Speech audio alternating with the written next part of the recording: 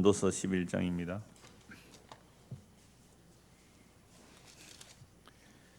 전도서 11장 7절부터 10절까지. 전도서 11장 7절에서 10절까지 함께 봉독하겠습니다. 빛은 실로 아름다운 것이라 눈으로 해를 보는 것이 즐거운 일이로다. 사람이 여러 해를 살면 항상 즐거워할지로다. 그러나 캄캄한 날들이 많으리니 그 날들은 생각할지로다. 다가올 일은 다 헛되도다. 청년이여 내 어린 때를 즐거워하며 내 청년의 날들을 마음에 기뻐하여 마음에 원하는 길들과 내 눈이 보는 대로 행하라. 그러나 하나님이 이 모든 일로 말미암아 너를 심판하실 줄 알라. 그런즉 근심이 내 마음에서 떠나게 하며 악이 내 몸에서 물러가게 하라. 어릴 때와 검은 머리의 시절이 다 헛되니라. 아멘. 7절에 보시면 빛은 실로 아름다운 것이라 눈으로 해를 보는 것이 즐거운 일이로다 그렇게 말합니다. 빛, 해, 아름다운 것이죠.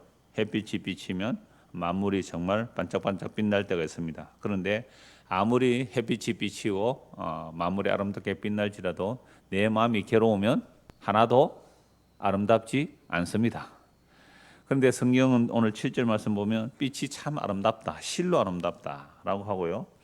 그 다음에 눈으로 그 해를 보는 것, 눈으로 해를 직접 볼 수는 없잖아요. 눈으로 해를 본다는 것은 밝은 빛을 보는 거죠. 그러니까 밝은 빛 또는 해 이런 개념하고 어릴 때 즐거운 것하고 개념이 같아요. 그런데 어둡고 캄캄함, 눈물, 넓고 병듦, 죽음 이것은 또 개념이 또 달라지는 거죠. 그래서 성경은 이런 두 가지의 개념을 가지고 대비하면서 이제 하나님의 말씀을 전하려고 하는 겁니다. 그래서 우선 7절을 보면 빛은 실로 아름다운 것이라 눈으로 해를 보는 것이 즐거운 일이라. 그럼 오늘 하루 눈으로 햇빛 찬란하게 비치는 가을 날씨 아름다웠습니까? 실로 아름다웠습니까? 그런데 대답을 다 안 하시는 것 같은데 어떤 사람은 빛으로 아름다움을 보는 면에서도 힘들고 어려움 어때요? 괴로울 때도 있잖아요. 그러면 성경에서 이 말씀을 볼 때에 우리는 문자적으로 보면요. 저는 이 말씀 읽다가 지난주에 이 말씀 미리 보놓고 설교 준비하는데 빛은 실로 아름답다. 그리고 우리가 눈을 떠서 햇빛이 비치는 이 만물을 보면서 아름답다. 이 말씀을 보니까 제일 먼저 떠오르는 대중가수가 생각이 났어요. 행복한 사람, 고 조동진 가수 아세요? 울고 있나요 당신은? 울고 있나요 당신은? 울고 있나요? 그러나 당신은 행복한 사람, 아직도 남은 별 찾을 수 있는 그렇게 아름다운 두 눈 있으니. 지금 어떤 사람이 슬퍼요, 힘들어요, 막 울고 있어요. 근데 울고 있지만 당신은 행복한 사람이래요. 왜 행복한 사람이라고 해서요? 아직도 남은 별을 찾을 수 있는 두 눈이 있지 않느냐. 당신 눈으로 볼 수 있지 않냐. 별을 볼 수 있다면 뭐라고요? 당신은 행복한 사람입니다. 이 뜻이에요. 행복한 사람입니다. 그런데 또 2절 가서는 이런 거예요. 울고 있네, 울고 있네, 당신은 울고 있네 하라고 하면서 그러나 아직도 바람결 느낄 수 있는 그렇게 아름다운 그 마음이 있으니. 그러니까 우리가 눈으로 뭔가를 볼 수 있다. 행복한 사람이지 않느냐. 또 바람결은 눈을 보지 못해도 바람결은 느낄 수 있잖아요. 그러니까 우리가 혹 눈이 안 보인다 할지라도 어떤 바람결을 느낄 수 있다면 그 아름다운 그 마음이 있으니 당신은 행복한 사람 아니겠나. 저는 자꾸 이 가사가 생각나더라고요. 그 7절을 보니까 빛은 실로 아름다운 것이라 눈으로 해를 보는 것이 즐거운 일이로다 라고 하고 있습니다.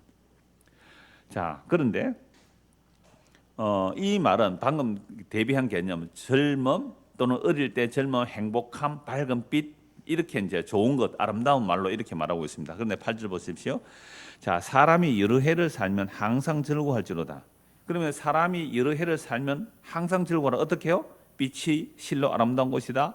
눈으로 이렇게 자연 만물을 보면서 하나님의 창조를 기뻐하며 찬송할 수 있고, 또 사람이 여러 해 살면 항상 즐거워하라라고 합니다. 그런데 문제는 그러나가 나오는 거예요.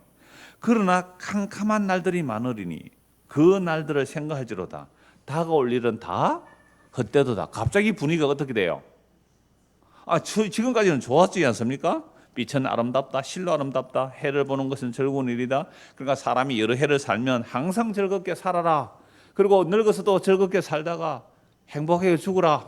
그래서 천국에서 행복에서 만났다면 이렇게 나와야 문장이 연결되는데, 그러나 해놓고 뭐라고 합니까? 캄캄한 날들이 많으리니 그 날들을 생각할지로다. 다가올 일은 다 헛되도다. 아니, 조금 전에는 뭐라고 했어요? 즐겁게 기쁘게 살아라 해놓고, 그러나 다가올 일은 캄캄한 일이 많을 거라는 거예요. 그 날들을 생각하라. 다가올 일은 다 헛되다. 그럼 지금까지 즐겁고 기쁘게 살아라는 내용이 분위기가 갑자기 어떻게 돼요? 확 뒤집어지는 거죠. 시편에는 굉장히 이런 내용이 많아요. 이유도 없이 앞에서 찬송하다가 갑자기 죽겠습니다라고 하고, 어떤 사람은 죽겠습니다 하고 갑자기 찬송 나오고, 이렇게 분위기 급전이 굉장히 많이 일어나거든요. 그래서 아니, 즐겁고 기쁘게 살려고 했으면 뭐 늙어서도 소망을 가지고 기쁘게 즐겁게 살아라 해야 되는데, 앞으로 캄캄한 날들이 많아질 것인가, 그 날들을 생각하라. 다가올 일은 다 헛된 일이다. 주일날 우리 어린아이가 오니까 내가 어린아이 대비를 합니다. 태경아, 축구 재밌나? 신나게 즐겁게 살아라. 근데 앞으로 캄캄한 날도 많이 올 거야. 힘든 일도 많이 올 거야. 그러니까 앞으로 오는 날들은 헛된 일만 가득할 거야. 이게 이렇게 말하면 아이들이 뭐라고 이해하겠어요? 처음에는 좋았잖아요. 축구한다고 지금 방금 축구 신나게 하고 있는데, 근데 앞으로 캄캄한 일이 많을 거야. 뭐 하다 보면 또 다리도 뭐 부러질 수도 있을 거고, 또 앞으로 힘든 일이 많을 거야 라는 얘기를 하는 식으로 보이잖아요. 일단 그 정도로 해놓고요. 또 9절 보십시오. 청년이여, 네 어린 때를 즐거워하고 네 청년의 날들을 마음껏 기뻐하고 마음에 원하는 길과 내 눈이 보는 대로 행하라.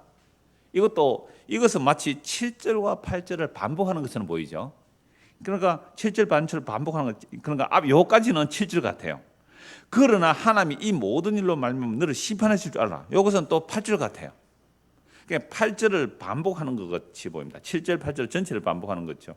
그러니까 다음 주에 보겠습니다만 청년이여라는 부분이 있는데요. 이 청년이라는 것은 이제는 아무 낙이 없다, 이제는 늙어서 아무 소망이 없다, 아무런 힘이 없다, 아무런 낙이 없다 하기 이전의 사람들은 전부 청년입니다. 그러니까 우리가 70이라도 자기 몸 움직이고 다니면 뭐가 되는 거예요? 청년이에요. 나는 진짜 아무 힘이 없다. 여러분, 아무 힘이 없다라고 말하는 것은 아직 힘이 있습니다. 아무런 힘이 없다 말할 힘조차도 없어서 그냥 누워있던 사람 있잖아요. 그렇게 되기 전에, 그렇게 되기 전은 아직도 우리는 뭐예요? 청년입니다. 그래서 오늘 저녁에 예배당에 오신 여러분들은 다 뭐가 되는 거예요 지금? 청년입니다. 주일 학생들은 어린 때고 우리는 다 청년이에요. 아이고, 아무 낙이 없다, 입맛도 없다, 밥맛도 없다. 그건 다음 주에 나와요. 이빨은 흔들거리고 손은 벌벌벌 떨리고 메뚜기도 무겁고 이런 내용이 그대로 나와요. 그때가 이르기 전에 너는 창조주를 기억해라 이것이고요. 오늘은 젊으니까 기쁘고 즐겁게 살아라 이거예요. 햇빛 볼 수 있습니까? 아름다움을 보고 느끼고 행복하게 살아라. 그러나 뭐라고요? 앞으로 장차 닥칠 일은 다 헛된 것뿐이니까, 그리고 헛된 것뿐이라고 말하는 게 아니라 뭐라고 하냐면 9절 다시 보십시오. 청년이여, 내 어린 때를 즐거워하며 네 청년의 날들을 마음에 기뻐하며 마음에 원하는 길들과 내 눈이 보는 대로 행하라. 그러나 하나님이 이 모든 일로 말미암아 너를 심판하실 줄 알라. 이 놀라는 말입니까? 아니면 놀지 말라는 말입니까? 애들 보고 엄마 아빠가 자꾸만 뭔가 때렸으면 그래 알아서 해라, 네 마음대로 해라, 이 말을 진짜 자유로 알면 어떻게 돼요? 그래 네 마음대로 해라. 그러나 나중에 네가 심판받을 줄 알라. 근데 심판받을 줄 알라는 이 말이 지금 즐겁게 놀아라는 말이 하나도 재미가 없는 일이 되어버리잖아요. 이 성경은 참 왜 이렇게 표현할까? 그래서 전도서의 특징은 헛되고 헛되며 헛되고 헛되니 모든 것이 헛되다는 거거든요. 그럼 왜 이렇게 말할까 한번 생각해 보십시오. 자, 그래서 10절 그런즉 이제 결론이 오늘 설교의 이제 결론이기도 한데요. 그런즉 근심이 네 마음에서 떠나게 하며 악이 네 몸에서 물러가게 하라. 어릴 때와 검은 머리의 시절이 다 헛되니라. 아니 앞에서는 어린 시절, 검은 머리의 시절, 검은 머리의 시절이라는 것은 젊을 때다 이 말이죠. 어릴 때와 젊을 때는 햇빛을 보고 아름답고 네 마음이 원하는 대로 하라, 그 즐겁게 기쁘게 살라라고 했잖아요. 했는데 또 결론은 어릴 때와 검은 머리의 시절 다 뭐라고요? 헛되다. 그러니까 10절에서 이런 얘기예요. 그런즉 근심이 네 마음에서 떠나게 하라. 그러니까 어릴 때 막 즐겁고 기쁘게 뛰놀다가도 나중에 아버지한테 혼날 거, 엄마한테 혼날 거 생각하면 기뻐요? 안 기뻐요? 근심만 가득해요. 놀면서도 근심 가득하면 그건 노는 거 아니잖아요. 그러니까 그러한 근심 네 마음에서 떠나게 하라. 악이 네 몸에서 물러가게 하라. 어릴 때와 그 머리의 시절이 다 헛되니라 라는 것이 이제 이런 결론이에요. 그래서 저는 오늘 이 그 7절에서 10절까지가 어린 시절, 젊은 때, 빛, 아름다운 것, 해보는 것, 즐거운 것, 이거하고 캄캄한 날, 헛된 이런 개념이 대비가 되는 거죠. 그러니까 이 대비되는 것을 간단하게 하면 빛과 어두움, 빛과 어두움으로 구별해 볼 수 있죠. 그래서 이제 빛과 어두움으로 이 내용을 한번 풀어보려고 합니다. 창세기 1장을 한번 보시죠. 빛과 어둠이 제일 먼저 나타나는 곳이니까요. 창세기 1장 1절입니다. 창세기는 성경 제일 앞에 있습니다. 창세기 1장 1절 태초에 하나님이 천지를 창조하시나. 그러니까 성경에서 제일 먼저 빛과 어둠을 설명하는 부분이에요. 태초에 하나님이 천지를 창조하시니라. 땅이 혼돈하고 공허하며 흑암이 깊음 위에 있고 하나님의 영은 수면 위에 운행하시니라. 이 땅을 말할 때 땅은 혼돈, 카오스, 무질서한 상태, 공허, 흑암이 캄캄한 얼마나 깊었는지 흑암이 깊음이 있고. 그런데 놀랍게도 그 위에 누가 계세요? 하나님의 영, 루아흐, 하나님의 영이 수면 위에 운행하고 계시는 거죠. 그러니까 혼돈, 흑암, 캄캄함, 이게 원래 원재료가 있었다 이렇게 보기도 하고 이것도 창조하셨다 보기도 하고 여러 말인데 지금 그 말씀 드리려고 하는 게 아니라 오늘 전도서 본문을 따라 뭘 보자는 거죠? 빛과 어둠. 빛은 아름답고 좋은 거예요. 실로 좋은 거예요. 즐거운 거예요. 기쁜 거예요. 그런데 앞으로 캄캄한 어둠의 날이 있다는 거죠. 그러니까 어떻게 사는 게 지혜롭게 살겠느냐 이 말이거든요. 그래서 먼저 이제 빛과 어둠을 창세기에서 보면 처음에 온통 혼돈, 공허, 흑암, 깊음이 가득하고 하나님이 그 수면에 운행하십니다. 하나님이 이르시되 빛이 있으라 하시니 빛이 있었고. 그러니까 이미 흑암, 깊음, 혼돈이 가득한데 빛이 있으라 하니까 빛이 있었단 말이에요. 빛이 하나님이 보시기에 좋았더라. 하나님이 빛과 어둠을 나누사 하나님 빛을 낮이라 부르시고 어둠을 밤이라 부르시니 저녁이 되고 아침이 되니 이는 첫째 날이니라. 여러분 여기서 보면 빛을 낮이라 그러고 어둠을 밤이라 불렀단 말이에요. 그런데 9절 보십시오. 9절이 아니라 14절 보십시오. 14절. 하나님이 이르시되 하늘의 궁창에 광명체들이 있어. 발광체죠. 광명체, 발광체들이 있어 낮과 밤을 나뉘게 하고 그것들로 징조와 계절과 날과 해를 이루게 하라. 또 광명체들이 하늘의 궁창에 있어 땅을 비추라 하시니 그대로 되니라. 하나님이 두 큰 광명체를 만드사 큰 광명체로 낮을 주관하게 하시고 작은 광명체로 밤을 주관하게 하시며 또 별들을 만드시고 하나님이 그것들을 하늘의 궁창에 두어 땅을 비추게 하시며 낮과 밤을 주관하게 하시고 빛과 어둠을 나누게 하시니 하나님이 보시기에 좋았더라. 저녁이 되고 아침이 되는 이는 넷째 날이니라. 분명히 첫째 날 빛과 어둠을 나누시고 제일 먼저 빛이 있으라 하셨잖아요. 빛과 어둠을 나누시고 낮과 밤을 말씀하셨는데 또 넷째 날에 왜 하늘의 두 광명체 해와 달이죠. 해와 달을 낮과 밤을 주관하게 하시고 별들도 만드시고 그리고 낮에는 햇빛이 밤에는 달빛과 별빛이 땅을 비추라. 그래서 낮과 밤 이것이 낮과 밤이 있으므로 뭐가 이루어지는 거죠? 계절과 날과 해. 그러니까 해와 달을 통해서 해와 달 계절이 바뀌는 것. 그럼 이것을 낮과 밤으로 만들었단 말이에요. 그렇다면 1장 3절의 빛하고 1장 14절의 광명체하고 같을까요? 다를까요? 달라야죠. 그죠? 같은 것을 똑같이 이렇게 할 수는 없단 말이에요. 그러니까 1장 3절의 빛하고 1장 14절의 이 빛, 태양빛 또는 밤에 달빛, 별빛, 달빛은 태양에 비춰서 우리에게 비춰지니까요. 이것이 다르다고 봐야 되는 거죠. 그러니까 창조를 할 때 하나님께서 먼저 빛을 창조하시고 어둠을 배경으로 빛을 창조하시고요. 그럼 이 창조라고 할 때 이 빛이 진짜 창조된 빛이냐, 빛이 있으라 할 때 없었던 원래 영원한 빛이 나타나느냐 이렇게 또 생각할 수 있잖아요. 없는 빛이 만약에 생겨졌다라고 한다면 이 빛이 나중에 요한복음까지 가면 예수님으로 말씀하고 있잖아요. 빛이 예수님이고 생명인데 그러면 예수님이 만들어졌느냐 아니면 영원한 그 하나님을 이 역사 속에 이 피조 속에 나타내셨느냐. 저는 후자로 보죠. 나타내셨다. 그러니까 이 빛하고 무슨 빛은 달라요? 넷째 날 태양빛은 달라요. 그러면 이 햇빛과 달 그러니까 낮과 밤 넷째 날에 낮과 밤 물론 앞에 낮과 밤이 또 있어요. 그런데 넷째 날 태양을 통하여 낮과 밤을 보여주는 것은 이 태양은 영원한 그 빛을 보여주는 하나의 모형이고 형상이라는 거죠. 그러니까 이 태양빛도 사라진다고 해요. 언제 어디서요? 새 하늘과 새 땅에서는 요한계시록 22장 5절에 보면 그 새 하늘과 새 땅에는 하나님이 빛이시기 때문에 햇볕이 쓸데없대요. 햇볕이 쓸데없는 거. 그 영원한 빛의 세계가 있다 이 말이잖아요. 그러니까 거기는 뭐가 없고요? 다시는 밤이 없다 그러잖아요. 그러면 두 광명체 해와 달, 낮과 밤 이런 것들은 영원한 빛 안에 있으면 항상 빛 안에 있는 것이지만 그 빛 안에 있지 아니하면 항상 어둠 안에 있다. 이 얘기를 보여주는 것이 창조 얘기죠. 그러니까 이걸 뭐 오늘날 과학적으로 천지 창조를 설명하는 내용보다는 물론 과학 창조과학자들이 여러 가지 설명하지만 그거보다는 이 성경은요 과학적 근거를 설명해 주는 것이 아니라 하나님의 창조를 통한 그 아들의 영광 예수 그리스도 영원한 빛이요 영원한 생미신 예수 그리스도 그분 안에 있으면 뭐가 없어요? 다시는 밤이 없고 어둠이 없고 캄캄이 없고 헛됨이 없는 그 빛을 얘기하는 거잖아요. 그래서 그 영원한 빛에 있느냐 어둠에 있느냐 이 배경을 만들어 놓고 넷째 날에 다시 낮과 밤 또는 해와 달을 두 광명체를 만들었다는 것은 이 해와 달이 쓸데없는 곳이 어디라고요? 새하늘과 새 땅. 새하늘과 새 땅은 뭐가 없어지니까요?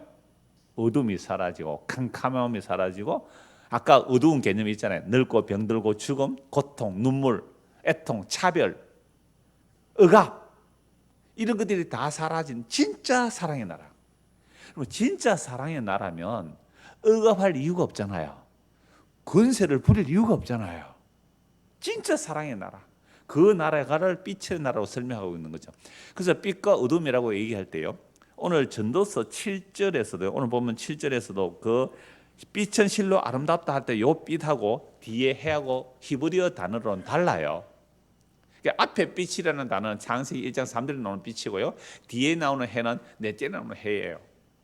물론 단수 복수 개념은 이렇게 달라지는데 그러니까 똑같은 단어인데 문맥상으로는 빛, 해 같은 단어로 보여요. 같은 뉘앙스로 보인단 말이에요. 그러나 단어 자체는 다르단 말이에요. 그래서 전도서 오늘 11장 7절에 빛은 실로 아름답고 빛은 실로 아름다운 것이라 눈으로 해를 보는 것이 즐거운 일이다. 그러니까 눈으로 해를 보는 것은 즐거운 것은 이 해는 하나의 뭐라고요? 영원한 빛을 비춰주는 그림자 역할을 하는 겁니다. 마치 구약의 모든 성전과 성막과 절기들이 그리스도를 비춰주는 그림자 역할을 하는 것처럼 태양조차도 영원한 빛을 설명하는 하나의 그림자라는 거예요. 그래서 앞에 빛하고 뒤에 해하고 단어가 다르게 사용하는 겁니다. 자, 그러므로 오늘 우리가 이 땅에서 살아가면서 정말로 영원한 빛과 그 빛을 비추는 해 아래서 밝고 기쁨으로 감사함으로 살아가야 되는 것이 마땅한데 그런데 타락하고 나니까 이 전도서는 이미 타락한 이후에 기록된 말씀이잖아요. 타락하고 나니까 인간들이 해 아래서 살아가죠. 영원한 빛 아래 살아가는 것이 아니라 뭐 아래 살아간다고요? 해 아래 살아가는 이제 구분이 되죠. 진짜 빛은 실로 아름답고 좋은 것이에요. 그러니까 그 빛을 반사하는 또는 보여주는 해 아래 살아갈 때 기쁘고 즐겁게 살아라고 하지만 그런데 그러나 뭐가 온다고요? 앞으로 캄캄한 어둠의 날이 올 것이고 어릴 때나 젊을 때나 다 헛되다로 끝내버리잖아요. 이게 바로 저는 이 구분을 해봤어요. 이게 해 아래 살아가는구나. 그래서 헛되고 모든 것이 헛되도다. 해 아래 살아가는 모든 것이 뭐라고요? 헛되도다 이렇게 말하고 있잖아요. 그러니까 빛을 두 개 구별을 해봐야 돼요. 영원한 빛 안에 살아가는 것이 기쁘고 즐거운 일인데 타락하니까 이제 해 아래 살아가는 모든 일이 다 헛되다. 그래서 해 아래서 내가 세상을 살펴보니 해 아래서 내가 세상을 살펴보니 끊임없이 반복되어 왔죠. 해 아래서. 그래서 해 아래서 행하는 모든 일들이 다 뭐라고요? 헛되다. 그럼 이 해 아래서 헛된 삶 속에서 뭐가 진짜 기쁨일까요? 진짜 빛을 보는 거잖아요. 진짜 빛을 보는 것이 실로 아름다운 것이고 그 빛은 영원한 빛이잖아요. 이렇게 구별해야 되는 거 맞습니다. 그래서 제가 앞에 7절부터 10절까지 읽으면서 갑자기 분위기가 뭐라고요? 바뀌고 급전되고 그랬다 그랬잖아요. 빛은 실로 아름답도다. 해 아래 살아갈 때 즐겁게 기쁘고 살아라. 그러나 캄캄한 날이 온다. 그게 바로 해 아래 살아가는 인간들에게. 그게 전도서에서 오늘 저녁에 가서 쭉 읽어보십시오. 그러니까 제가 지금까지 전도서에 오면서 요 11장 부분에 어떤 구분이 되더라고요. 왜 해 아래서 하는 일이 다 헛되다고 하는가? 이미 타락한 인간들은 해 아래서 살아가면서 이게 빛이다라고 하는데 그게 빛 아니거든 이 말이에요. 해 아래서 타락한 인생들이 지금 이 해 아래서 살아가는 거죠. 진짜 영원한 빛을 모르고 이 해 아래 살아가면서 삶의 원리들이 나오잖아요. 대한민국의 삶의 원리가 나와요. 외국에는 외국의 삶의 원리가 나와요. 그러면 그 각 나라의 문화들마다 이건 빛의 삶이다, 이건 어두운 삶이다 구별합니까 안 합니까? 하죠. 그런데 이걸 성경 말하고요, 헛되다. 왜? 해 아래서 구별하는가? 너가 헛되다 이렇게 말하는 거예요. 지금 그 법무부 장관 상태로 정말 2달 동안 지금 시끄럽죠. 젊은이들 굉장히 실망해요. 왜 그러냐면 적어도 이 정부가 들었을 때의 그 과정 또는 그 결과 공정하고 뭐 공평해야 된다는데 이런 나라에 이제 법무부 장관이 그 여러 가지 지금 뭐 온갖 조사를 다 하고 있잖아요. 2달 동안 조사를 하고 있는데요. 그런데 그걸 보고 이제 젊은이들이 실망해서 이제 많이 이제 떠나기도 하고 그렇게 하는데, 그럼 법무부 장관 정도 되면 그만한 특권을 사실은 이용하지 않은 사람, 사용하지 않은 사람이 거의 없을 거예요. 청문회 하면요, 그 정도에 있는 자리, 그 정도 높은 자리에 있는 사람들, 적어도 교수 또는 의사 또는 뭐 박사, 뭐 정직하고 뭐 성실하게 일한 사람들은 물론 안 그런 사람이 있을 수 있다고 봐요. 그런데 우리가 청문회 할 때 진짜 깨끗한 사람 보셨어요? 흠도 티도 없는 털어서 먼지 안 나는 사람 한 사람도 봤습니까?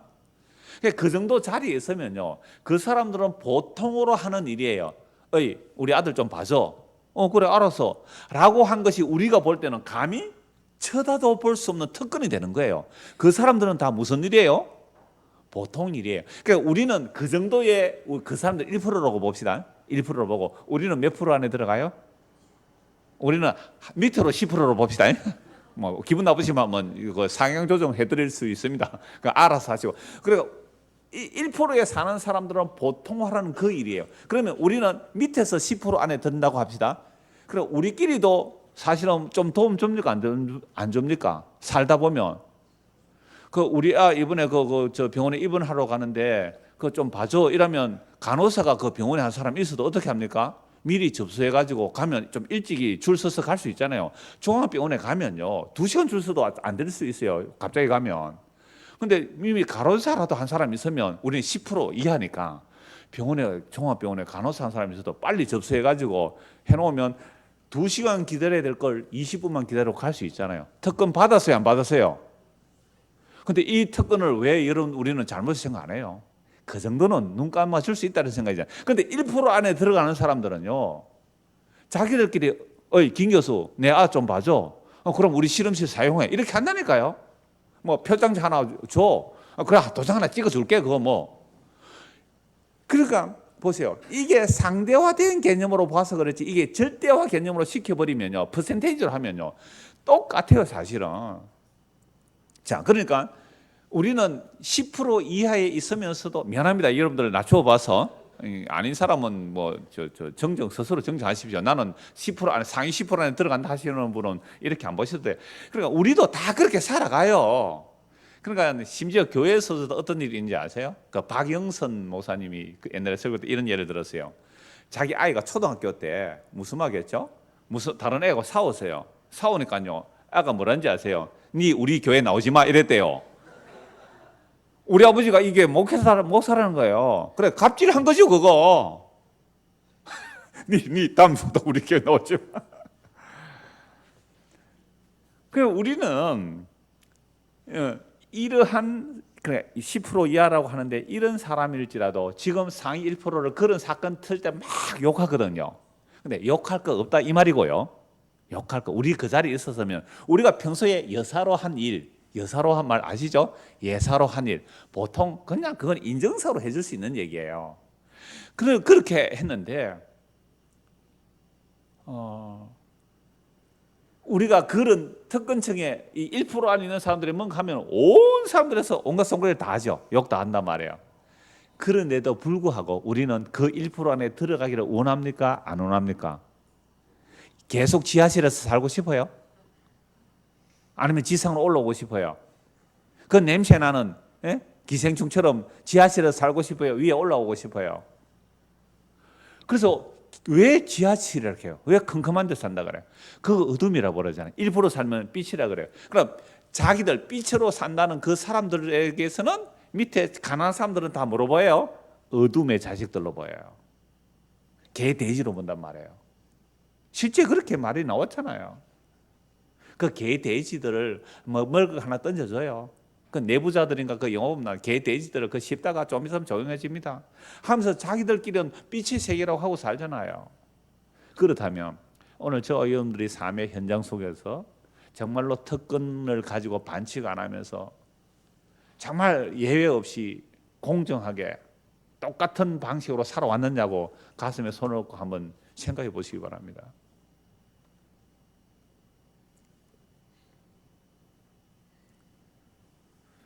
제가 여기 그 학교로 오면 그 신월고등학교 앞을 자주 지나오는데요. 그 신월고등학교 벽에다가 대학 진학자 명단을 쭉 써붙여 놨다고. 물론 수시 합격자겠죠. 서울대 한 명, 또는 무슨 의대 한 명, 무슨 의대 한 명 이렇게 쭉 써놨어요.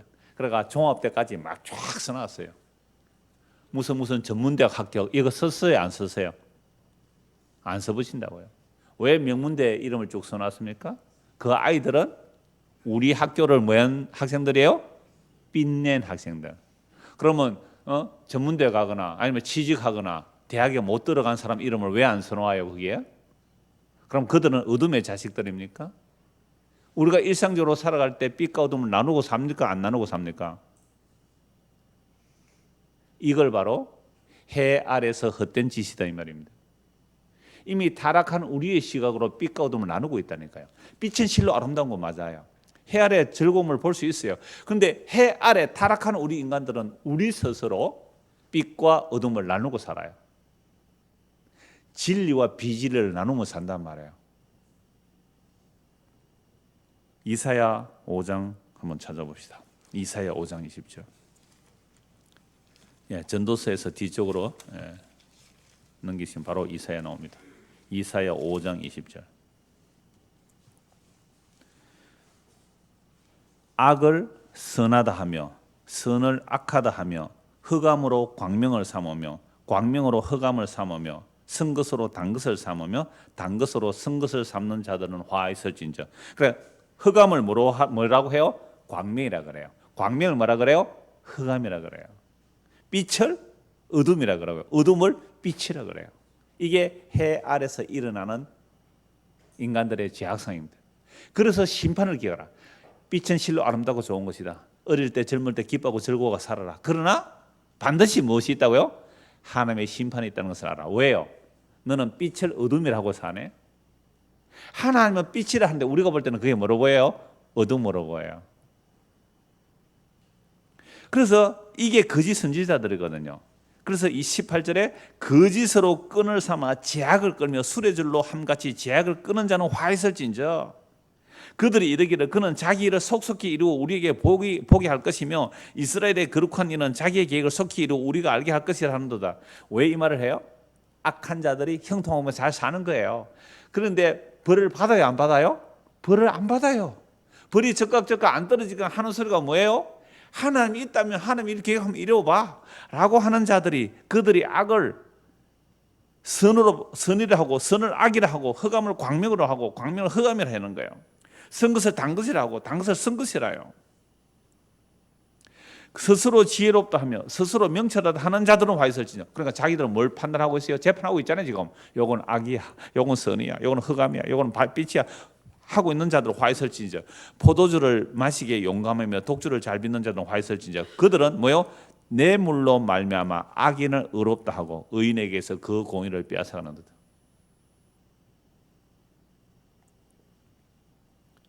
내 물로 말미암아 악인을 의롭다 해요. 의인에게서 그 공의를 빼앗아가요. 그러니까 이렇게 말하는 자들이 누구일까요? 이렇게 말하는 자들이 5장 8절 한번 보십시오. 5장 8절. 가옥에 가옥을 이으며 전투에 전투를 더하며 빈틈이 없도록 하고 이 땅 가운데서 홀로 거주하려 하는 자들은 화 있을진저 만군의 여호와께서 내게 말씀하시되 정령이 흑암 가옥이 황폐하리니 크고 아름다울지라도 거주할 자가 없을 것이며라고 계속 심판의 말씀이 나오죠. 그러니까 이거 종종 우리가 본 말씀이죠. 하나님의 약속의 땅은 사고 팔고 할 수 없거든요. 부동산 투지 안 됩니다. 근데 가옥에 가옥을 이으며 전투에 전투를 이으며 빈틈이 없도록 하고 이 땅 가운데 홀로 거주하려고 하는 자들은 화 있을진저.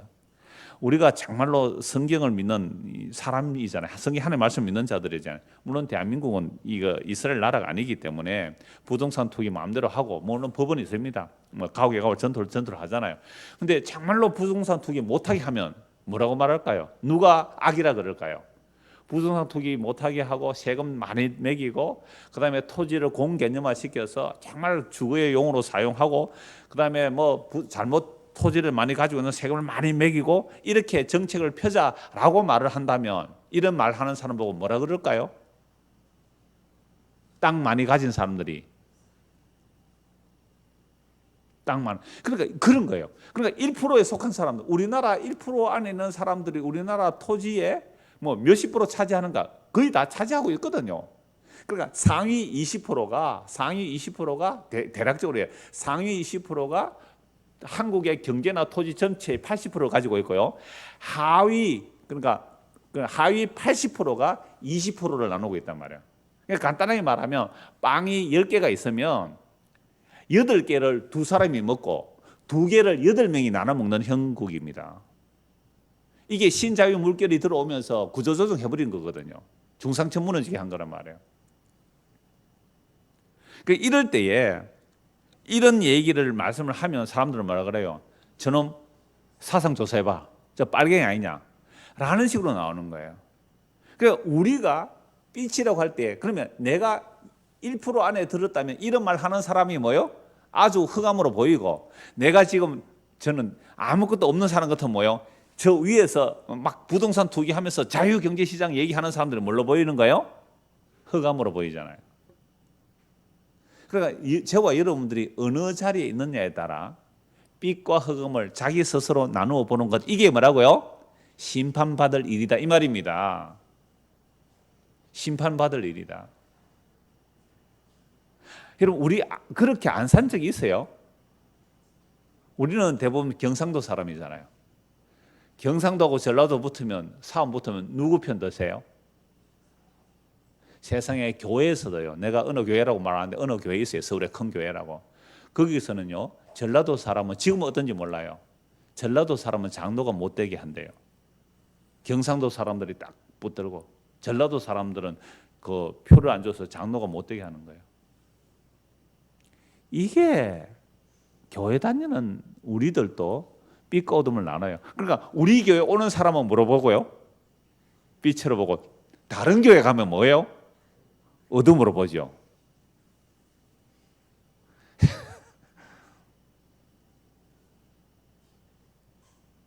이게 해 아래 심판받을 짓입니다. 그래서 진짜 빛을 발견해야 돼요. 진짜 빛 앞에 가면 내가 그동안 빛이라고 주장하면서 살아온 이것이 뭐로 드러나야 돼요? 너 어둠으로 드러나야 됩니다. 여러분 제가 어려서부터 제가 어릴 때도 있었고 젊을 때도 있었잖아요. 이제 머리가 희끗희끗 나이가 되었습니다. 지금까지 살아오면서 제 진영의 논리로 항상 선악을 판단하고 빛과 어둠을 분별하고 살더라고요. 하나님은 이게 빛이다 그러는데 나는 그게 어둠으로 보이거든요. 하나님은 이게 어둠이다 그러는데 나는 그게 빛으로 보인다 이 말이에요. 이거 심판받는다 이 말이죠. 그래서 빛과 어둠 잘 구분해 봅시다. 자, 본문 9절을 다시 한번 보십시오. 전도서 11장 9절. 청년이여 네 어린 때를 즐거워하며 네 청년의 날을 마음에 기뻐하며 마음에 원하는 길들과 내 눈이 보는 대로 행하라. 그러니까 정말 우리가 빛 가운데 있다면, 그죠? 빛 가운데 있다면, 실로 아름다운 그 빛 가운데 있다면 우리의 젊은 날들을 마음에 기뻐하고 마음에 또 원하는 거 네 눈이 보는 대로 하라 그러잖아요. 그런데 문제는 진짜 빛 안에 있지 않고 엉터리 빛 가운데 자기가 스스로 빛과 어둠을 나누면서 살기 때문에 그러나 하나님이 이 모든 일로 말미암아 너를 심판하실 줄 알라. 그럼 우리가 타락하지 않았다면 진짜 실로 아름다운 빛을 보고 그 빛 가운데 기뻐하면 즐거워 살았을 거 아니에요. 근데 타락하고 나니까 우리가 또 다른 어둠과 빛을 구별하고 사니까 이 말씀하는. 그러나 네가 빛이라고 하는데 그게 진짜 빛인지, 너가 정말 그게 옳은 삶인지 심판 생각해봐라, 이렇게 말씀하시는 거예요. 자, 그래서 에베소서 2장 1절 한번 보시면, 이 9절을 먼저 한번 보시고 다시요. 청년의 네 어린 때를 즐거워하며 네 청년의 날을 마음에 기뻐하고 마음에 원하는 것들을 네 눈이 보는 대로 뭐라고요? 하라 그러잖아요. 그래, 내 마음에 기뻐해서 한단 말이에요. 우리가 다 그렇게 하죠. 내 마음에 기뻐하는 일을 하지요. 물론 내 마음에 기뻐 안 하는 일도 해야 돼요. 그래야 먹고 살기 때문에. 뭐 회사 가는 일이 뭐 좋아요? 잔소리 얻어가면서 일해야 돼. 그러나 우리가 평소에 기뻐하고 마음에 원하는 일을 해라 그러죠. 해라. 네 눈에 보이는 대로 해라. 그런데 뭘 생각하라고요? 심판을 생각하라. 자, 왜 이렇게 말씀하는가? 에베소서 2장입니다. 에베소서 2장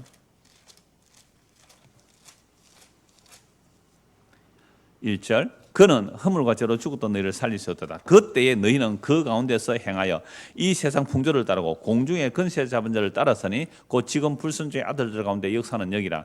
저는 우리도 다 그 가운데서 우리 육체의 욕심을 따라 지내며 육체의 마음에 원하는 것을 하여, 우리 마음에 원하는 대로 하라 그랬죠. 전도서 12장 9절. 우리 마음에 원하는 대로, 네 젊었을 때에, 어렸을 때에 네 기뻐하는 거, 네 마음에 원하는 거 하라. 네 마음껏 살라, 이렇게 말하는 것 같아요. 근데 그것이 뭐라고요? 본질상 진노받을 짓이다 이 말이죠. 예, 전도서는 이게 분명히 드러나지는 않아요. 신자까지 오면 이게 분명히 드러난다고요. 분명히 네가 젊었을 때 네 하고 싶은 일을 해, 열심히 해. 뭐 소년이여 꿈을 가져라, 비전을 가져라, 열심히 해라.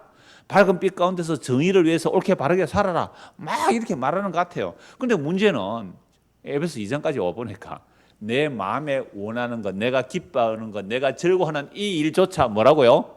본질상 진노받을 열매다. 어둠의 일이다. 이걸 인정하는 사람이 있을까요? 아유, 나는 그래도 뭐 성경은 몰랐지만 나는 그래도 아까 우리가 특권을 반칙 안 한 거 살아갔던 거, 우리가 하위 10% 할 때도 하위 10% 안에서 좀 편리 봐준 거 있잖아요. 저요 경남은행에서 주는 홍보용 무선 하나 얻었거든요. 저만 아니고 다른 사람도 얻었을 거예요. 그럼 그 특권 아니에요? 아무나 주는 거예요? 바로 나는 안 줬죠 이랬잖아.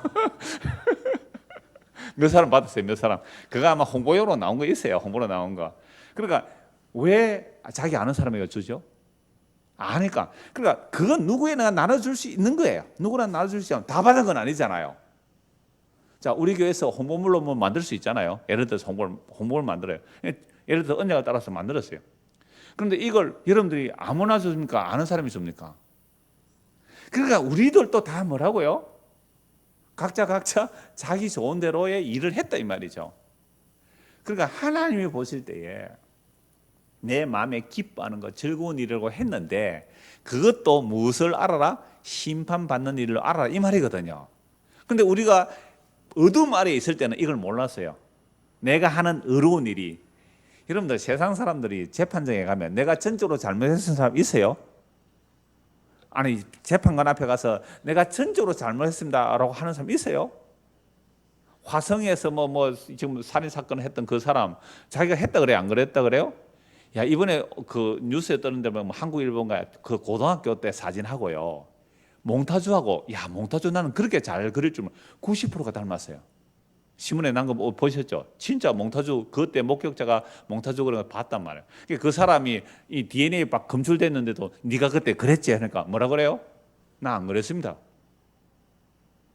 여러분, 그 악한 그 사람만 그 말 하는 게 아니고 우리는 착하고 신실하게 성실하게 바르게 살았다는 우리조차도 우리는 빛과 어둠을 내 중심으로 또 보고 있는 거잖아요. 그래서 우리는 뭘 받아요? 심판을 받는다는 것을 기억하고 살아라. 그래서 이미 타락한 우리는 빛과 어둠을 구별을 못해요.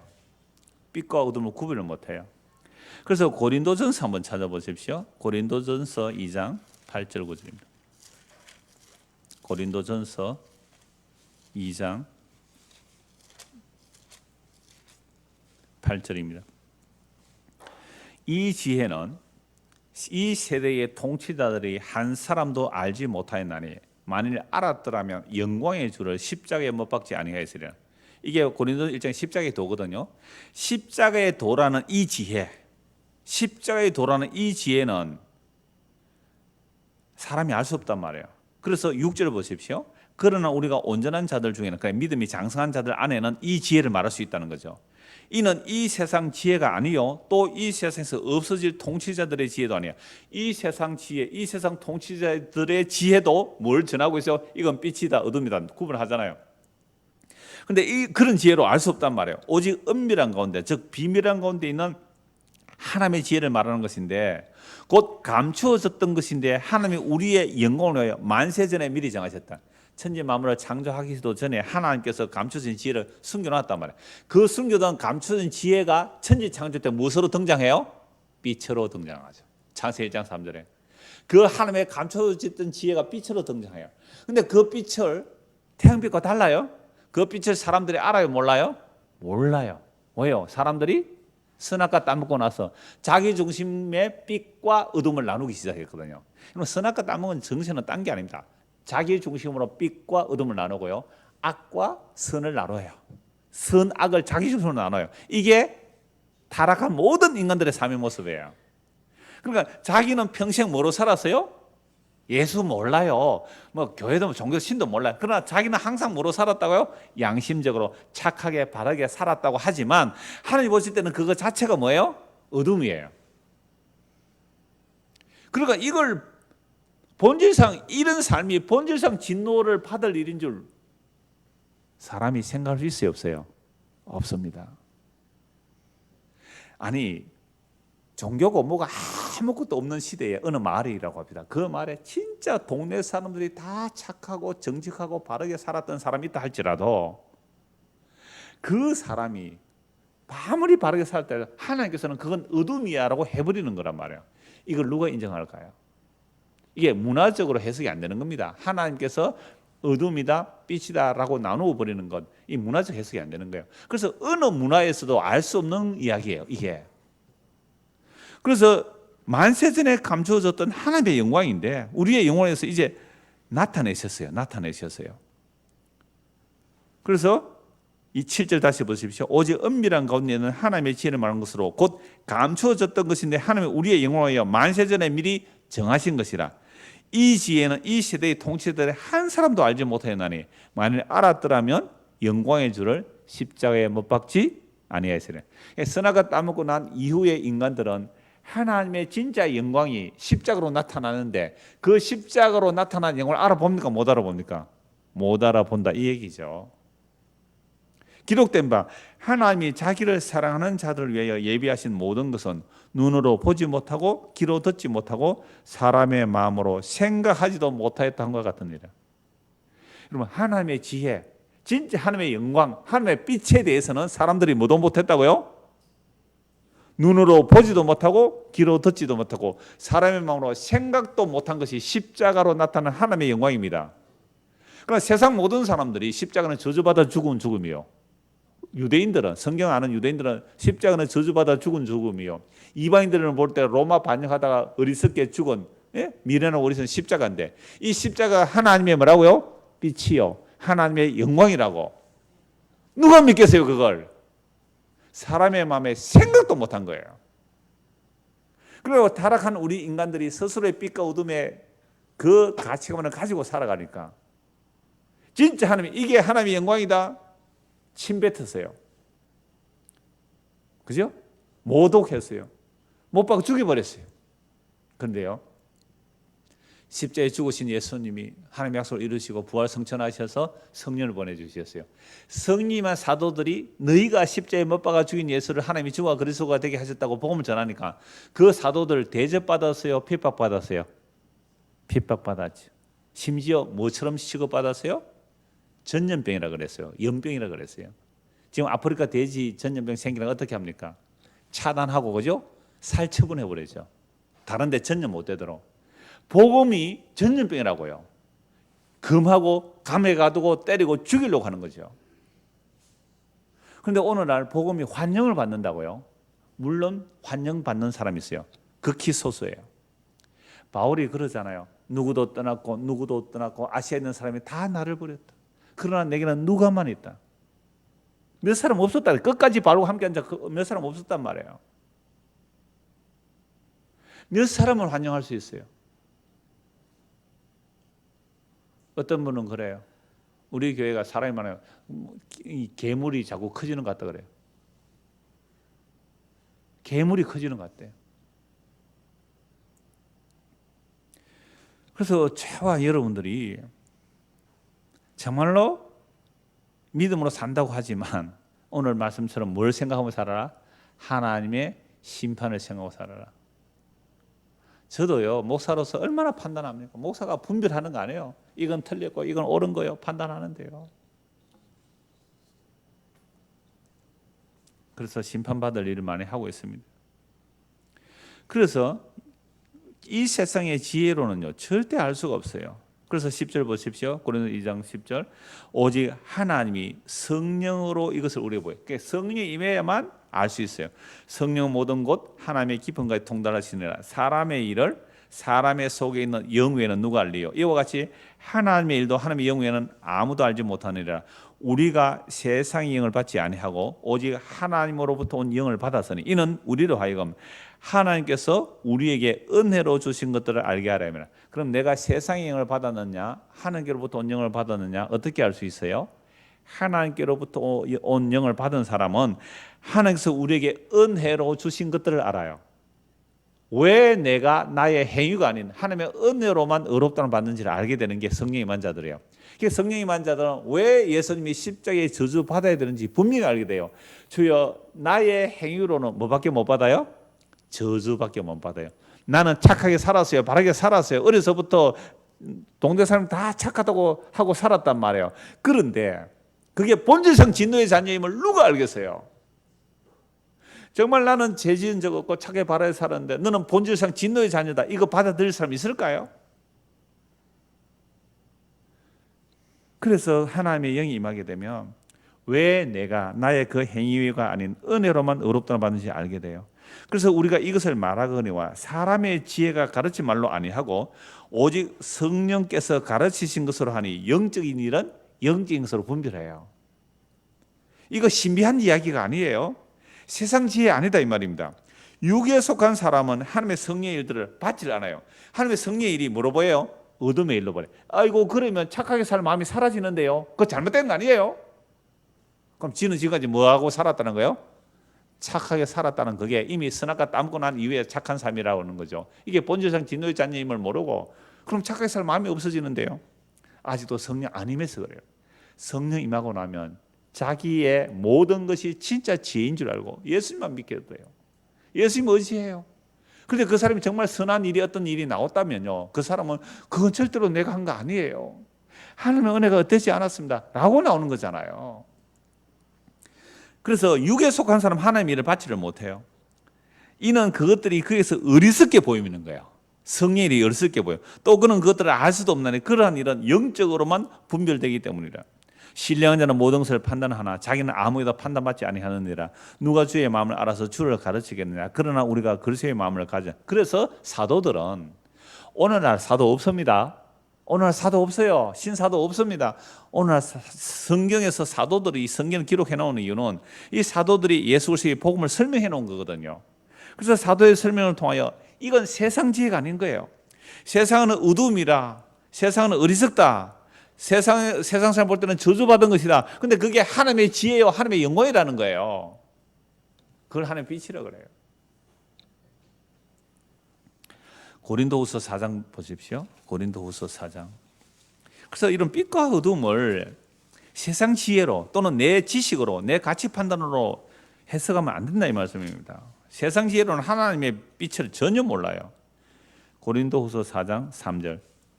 만일 우리의 복음이 가려졌으면 망하는 자들에게 가려진 것이라. 그 중에 이 세상의 신이 믿지 아니하는 자들의 마음을 혼미하게 하여 그리스도의 영광의 복음의 광채가 비치지 못하게 함이니 그리스도는 하나님의 형상이니라. 보십시오.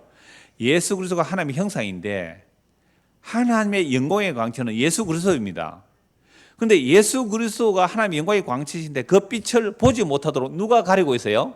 이 세상의 신이. 그러면 이 세상의 신이 우리의 마음의 생각과 가치관들을 형성시켜서 예수를 보니까 빛으로 보여요, 어둠으로 보여요? 어둠으로 보여요. 에이그, 서울에서 안 태어났네. 물론 베들레헴에서 태어났습니다. 저 시골 갈릴리 나사렛 출신 아니냐? 저 갈릴리 시골 나사렛 출신 아니냐? 뭐 신학교 출신도 아니네? 이게 바리새인들이 평가한, 서기관들이 평가한, 대제사장들이 평가할 때 예수는 어둠이에요. 어둠의 무리들이에요. 저 갈릴리 나사렛 그 시골 동네에 그 이방인하고 뒤섞여 사는 그 동네에 12명 데리고 세상 뒤집어 오는 완전 깡패 두목이에요. 어떻게 하든지 저 예수를 죽여버려야 우리나라가 평안하리라.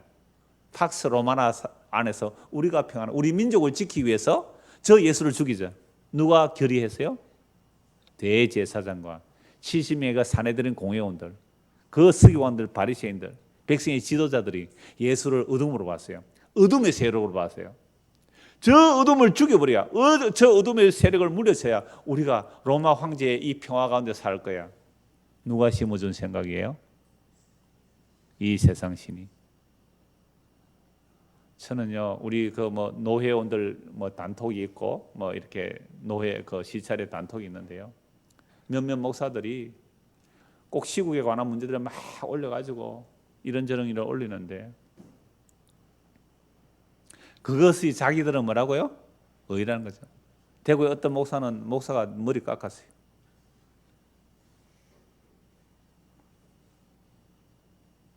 그것이 자기는 진리라고 생각하는 거예요. 아니요. 우리는 회개하고 예수 믿으라고 해야 됩니다. 교회는 적어도 교회는 그 나라고 그 의를 구해야 돼요. 물론 나라를 위해서 기도해야 마땅하죠. 통치자들이 정말 하나님 두려워하라고 기도하는 건 맞아요. 그러나 우리가 이게 정의다라고 하는 그것이 과연 정의일까? 이게 빛이라는 그게 과연 빛일까? 자유민주주의가 과연 성경적일까? 성령이 임한 하나님의 나라가 그런 모습일까? 자본주의일까?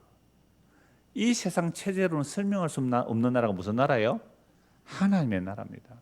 저와 여러분들이 하나님 나라 백성이라면 하나님 뜻이 무엇인지를 봐야 되잖아요. 그래서 세상의 가치 판단, 자기가 선 자리에서 가치 판단을 따라 사는 이것 자체를 하나님의 어둠이라고 해요. 그래서 다시 고린도서 3장 5절 보십시오. 우리는 우리를 전파하는 것이 아니라 우리 오직 그리스도 예수의 주 되신 것과 또 예수를 위하여 우리가 너희의 종된 것을 전파함이라. 어두운 데에 빛이 빛이라. 창세기 1장 3절 빛이 빛이라. 그죠? 그 빛과 햇빛이 다르다 그랬잖아요. 전도서 11장 7절에도 그 햇빛, 이 빛과 태양빛이 달라요. 어두운데 빛이 빛이라 말씀했던 그 하나님께서 예수 그리스도의 얼굴에 있는 하나님의 영원한 하늘 빛을 우리 마음에 어떻게요? 비춰 주셨어요. 그래서 빛이 있으라. 우리는 이미 아담의 타락 이후로 태어난 인간들이기 때문에 우리 스스로 빛과 어둠을 구별해야 안 해요? 하죠. 아까 이사야 5장 21절처럼. 근데 하나님이 빛이라 하는 것을 우리는 뭐로 보고요? 어둠으로 보고. 하나님이 어둠이라고 하는 것을 우리는 빛으로 보고. 이건 자기가 선 자리마다 또 달라져요. 그러니까 우리가 상위 1%에 있다면 상위 1%가 빛이라 하는 것을 빛이라 하고 어둠이라고 어둠을, 그죠? 그런데 그래, 상위 10%, 하위 10% 합니다. 하위 10%에 있는 사람들은 상위 10%가 빛이라 하는 게 전부 다 저 도둑질, 협잡질, 자기들은 그렇게 했다고 해요? 안 했다고 해요? 그건 우리 서로 인사한 거라고 이러잖아요. 근데 그 사람들은 인사 한번 하면 한 10억 좀 인사하거든요. 인사 한번 한 게 10억에 인사했다고요. 생일 축하한다고 선물 준 게 얼마 줬다고요? 10억 줬고요. 우리는 생일 축하한다고 주면 얼마 줘요? 안다고 한 10만 원 줬잖아요. 10만 원 좀 많이 준 거죠. 그러니 보세요. 우리가 어느 진영에 있든지 간에 내가 선하다 악하다라고 나눈 그 자체가 하나님 보실 때는 어둠에 속한 일이죠. 그래서 하나님께서 우리에게 뭐라고, 이게 정말 중요한 말씀이에요. 고린도후서 4장 6절. 어두운 데서 빛이 빛이라. 그러면 이 빛이 비치기 전에는 우리는 너나 할 것 없이 다 무슨 빛, 누구의 속아 있었어요? 이 세상신 마귀예요, 마귀. 마귀가 선악과 딴 거 그랬잖아요. 선악과 따먹고 난 모든 인간들은 이 마귀한테 마귀가 실드를 쳤어요. 그러니까 마귀가 보암직하고 먹음직하고 세상이 자랑이 될 것, 요거 어둠입니다. 이 세상 사람들이 육신의 정욕, 안목의 정욕, 이성의 사랑 벗어날 인간이 없어요. 육신의 정욕, 안목의 정욕, 이성의 사랑, 이걸 뭐라고요? 어둠입니다. 이건 너무너무 많이 말씀드렸잖아요. 먹음직해요. 근데 먹음직하면 보암직해야 돼요. 먹음직이 해결되면 보암직한 거잖아요. 보암직. 연휴에 보세요. 공항이 미리 터지잖아요. 이제는 뭐 찾으러 간다고요? 국내에서는 볼 거 다 봤고 이제는 해외까지 보암직한 거 찾으러 다니잖아요. 그래서 뭐해요? SNS에 올리잖아요. 착 찍어가지고 야, 너 뭐 먹었니? 너 어디 갔었니? 그거 뭐예요? 세상 자랑하는 거 아니에요? 이걸 성경 뭐라고요? 사탄에게 속은 어둠이다라고 말하잖아요. 그러니까 빛은 뭐예요? 세상 사람 볼 때 저주받아 죽은 예수, 그 예수가 하나님의 빛이시요, 그 예수가 영생이라는 거예요. 이 시각이 안 바뀌어지면요, 이 빛과 어둠이 구별 안 되면, 우리는 교회 다녀도 이 세상 신에게 속고 살아가는 겁니다. 그래서 교회에서 기도하고 추구하는 내용들이 이 세상의 영광이라면 이 세상 신에 속은 거예요. 분명하지요.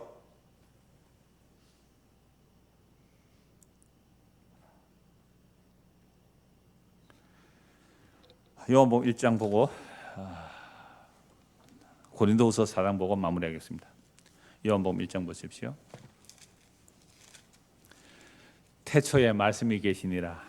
말씀이 하나님과 함께 계셨으니 이 말씀은 곧 하나님이시니라.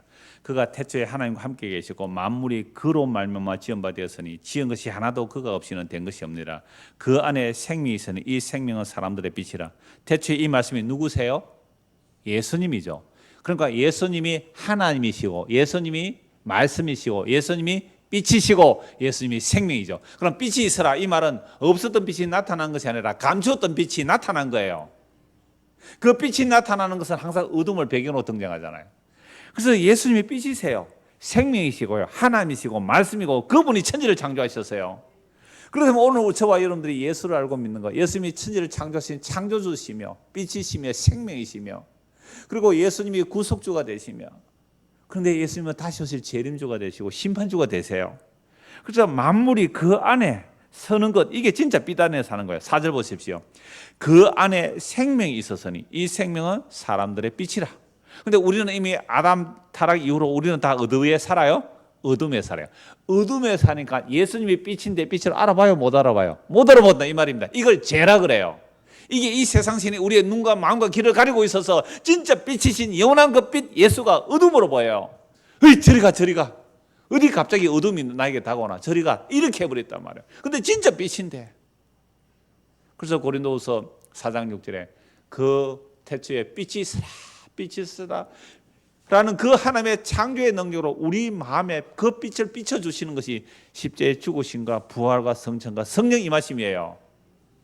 그래서 이렇게 빛이 비춰지면요, 이제 드디어 자기의 더러움이 보이고 자기 죄가 보여요. 그동안 나는 착하게 바르게 양심껏, 저도 한때 그 고백했잖아요. 한 8, 9년 전입니까? 나는 복음 전한다는 미명하에 월급 올리다는 말도 한 번 안 했고, 내가 연말 예계산위원회 거기 한 번 간 적도 없고, 그저 연말 예계산위원회에서 결정하면 예 알겠습니다, IMF는 동결하면 예 알겠습니다 그랬거든요. 그게 내 의가 되어 있더라고요. 복음 전한다는 미명하에 나는 또 다른 나의 죄를 지고 있더라고요. 그래서 빛이 빛이라. 그러니까 빛은요, 오늘 또 빛이어야 되고요, 내일 또 빛이어야 되는 겁니다. 안 그러면 어느새 복음 아는 나, 그죠? 예수 잘 믿는 나, 너희들은 복음 못 알아지, 복음 알아듣는 나가 또 뭐가 돼 있어요? 지가 또 빛인 줄 알고 있어요. 그래서 이 빛이 어둠의 빛이 돼 어둠이 깨닫지를 못하잖아요. 우리가 이미 어둠 안에 있는 거예요. 그래서 세례요한의 빛을 증거합니다. 세례요한의 빛을 증거해요. 9절 참빛 곧 8절 그는 이 빛이 아니요 이 빛에 대해 증언하는 자라. 참빛 곧 세상에 와서 각 사람 비추는 빛이 있으나니 그가 세상에 계셨으며 세상은 그로 말미암아 지음받았으되 세상이 그를 알지 못했다는 거예요. 자기 땅에 오면 자기 백성 영접하지 아니하였으나 이스라엘 백성도 영접 안 했어요. 영접하는 자 곧 그 이름을 믿는 자들은 하나님의 자녀가 되는 권세를 주셨으니 예수를 믿으면 빛의 자녀가 돼요. 생명 얻어요. 빛이 들어와요. 근데 이렇게 되는 것은 13절 이는 혈통으로나 육정으로나 사람의 뜻으로 나지 아니하고 오직 하나님께로부터 난 자들이에요. 창세전에 그래서 택한 자들이 복음을 듣고 예수를 믿는 것, 이게 예수를 영접하는 거거든요. 예수님이 빛이 예수님이 생명이다 하고 영접하게 되면 이제 빛과 어둠을 세상의 시각으로 보는 것이 아니라 예수님 중심으로 보게 돼요. 그래서 말씀이 육신이 되어 우리 가운데 거하시며 우리가 그의 영광을 보니 아버지의 독생자의 영광이요 은혜와 진리가 충만하더라. 그런데 이 은혜와 진리가 충만한 이 예수님은 어떻게 했어요? 예수님의 제자들조차도 다 배신하고 도망갔어요. 왜? 자기들이 생각한 빛이 아니잖아요. 자기들이 생각한 메시아가 아니거든요. 그래서 제자들마저 다 도망가 버린 빛, 그 진리. 그래서 십자가에 죽으셔야 되죠. 죽으시고 부활하신 그분이 우리에게 성령을 부어주시면 그제서야 뭐가 비쳐와요? 빛이 비쳐와요. 그 빛. 이 세상의 빛은 오직 예수. 캄캄한 어둠 속에 빛이 없었으나 이 세상의 빛은 예수. 저 세상의 빛도 예수. 그 빛, 예수 그리스도. 고린도후서 4장 보십시오. 고린도후서 4장 마무리합니다. 고린도후서 4장. 이 빛 봤다면 다른 빛은 어둠입니다. 정말 이 빛을 보았으면 다른 빛은 다 어둠들이에요. 세상의 자랑, 어둠이에요. 고린도서 4장 16절입니다.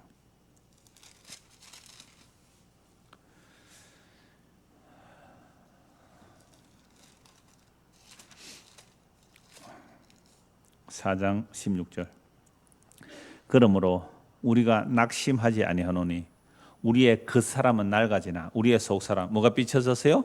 빛이 비춰진 빛이 있으라라는 그 빛이 우리에게 들어오면 속사람이 날로 새로워져요. 우리가 잠시 받는 환난의 가벼운 것이 지극히 크고 영원한 영광에 중한 것을 우리에게 이루게 함이니 그러니까 지극히 크고 영원한 영광은 무엇을 통해 이루어지는가요?